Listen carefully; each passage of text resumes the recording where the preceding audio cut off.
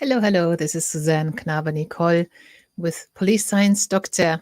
As you can see, I'm back in my usual surroundings. I had to broadcast, I got to broadcast from a different location, staying with family in Poland for 2 weeks, where everything was a little bit more confusing in terms of getting my graphics right, but I muddled through. But I'm back on my home computer in my home office, so everything is fine. I hope you are well and not too suffering too much from the heat. Or, of course, if you're from Australia and that area over there, I hope you're not too cold. So the police science snippets for this week, as you know, I present 3 police science snippets, which are extracts of research related to the areas of criminology, investigative psychology, policing, law enforcement, military, everything that's relevant to practitioners who obviously don't spend lots of time going through academic journals because they don't have the time and they don't have the access. So I try to find 3 bits every week that I think might be relevant to you in some shape or form. This is number 88, so I've been doing this for 88 weeks. You get the email sent with a link to the original research as well. If you join the Police Science Doctor email list, that's easy to find. It's free. Just Google Police Science, go to my website, Police Science Doctor, and leave your details in the form that pops up or is on the bottom of every page. So I hope that you find useful what is going on this week with the snippets. It's different topics as usual, so I'm trying to cater for lots of different people.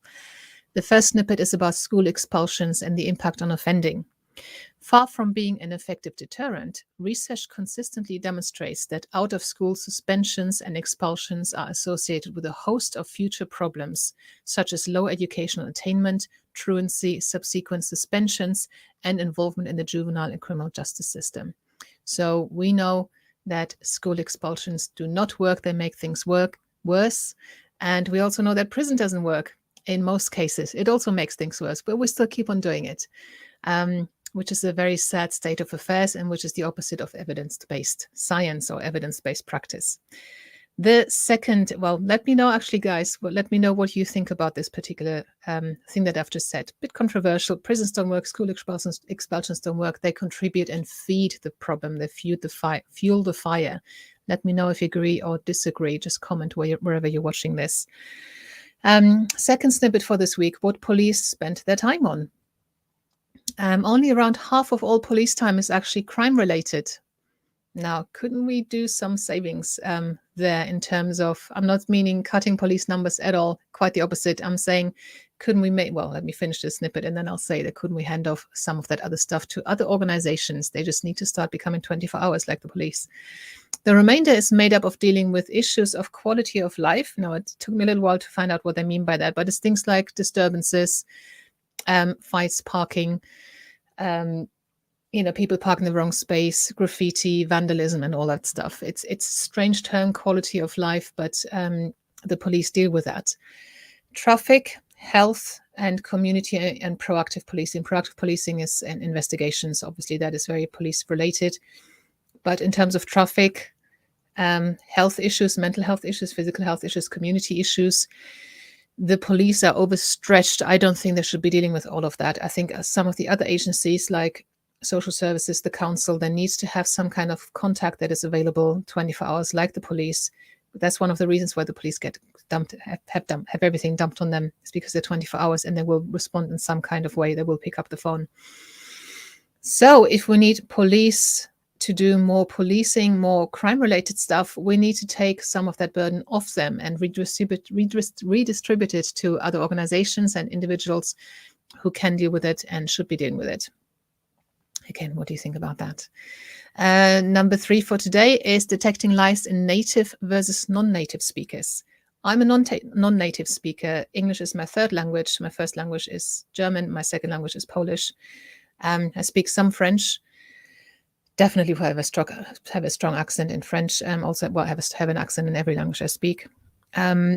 So detecting lies, so basically the snippet says non-native speakers are more likely to be suspected of being deceitful than native speakers. Makes me sound very suspicious now, regardless of the actual veracity of their account. Also, accented speech is often rated as less credible than unaccented speech. I hope you do find me credible, though. But yes, of course, I speak with an accent. Forever will do in English. And but to just think about when you deal with people and they have an accent, do you find them more or less credible or the same? And it's just interesting. It's something you need to be aware of when you're dealing with people in in any kind of context, but maybe, law enforcement is obviously the context we're talking about today.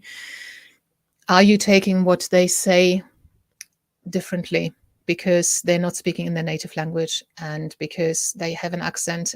I have published a snippet a while back, a few weeks or a few months back, that said that people who are interviewed in their own language with a translator may also be believed more than people who are trying to do their best to accommodate your language limitations and to be, agree to be interviewed by you in English. So did I get that right? So people who are interviewed in their native language with a translator might be believed more than people who try to get interviewed in English. So these are the snippets for today. I hope there was something in there that may be of use to you. Again, let's have a conversation about this. What is your take on these? Do you agree, disagree? Have you found any examples in your past? Can you think of anything? And then, let's just have a conversation about that. And if you want to get these emailed to you for free every week, and also if you want to access the back catalog of all the 87 previous weeks of ×3 snippets each, then you can download all of those from the website if you're on the email list. So when you join the email list, you get sent the password to access the web page where those are held. And I hope to see you on the list soon. You'll be joining many other colleagues from around the world. And I'll speak to you next week. Bye-bye.